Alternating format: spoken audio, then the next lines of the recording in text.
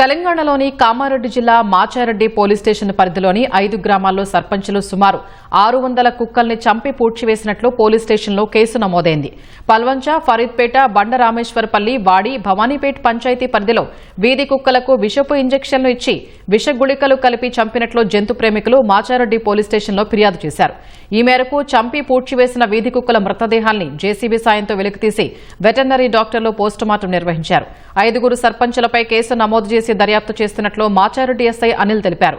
ఇటీవలి సర్పంచ్ ఎన్నికల్లో వీధి కుక్కల్ని గ్రామాల నుంచి తరిమి కొడతామంటూ ఇచ్చిన హామీ మేరకు జంతువుల్ని చంపటం ఎంతవరకు సమంజసమని జంతు ప్రేమికులు ఆవేదన వ్యక్తం చేశారు. గ్రామ సర్పంచులు, పంచాయతీ కార్యదర్శులు కలిసే వీధి కుక్కల్ని చంపినట్లు ప్రాథమికంగా నిర్ధారించినట్లు వారు పేర్కొన్నారు. వాటి యొక్క పాపులేషన్ కంట్రోల్ చేయాలి అంటే వాటి చంపడం సొల్యూషన్ గా అండి.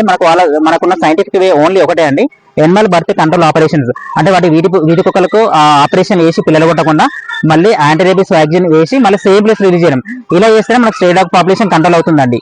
సో మనము ఇన్స్టెడ్ ఆఫ్ ఈ ఇల్లీగల్ యాక్టివిటీస్ చూస్ చేసుకోకుండా సైంటిఫిక్ గా ముందుకు పోవాలని కోరుకుంటున్నాను. సో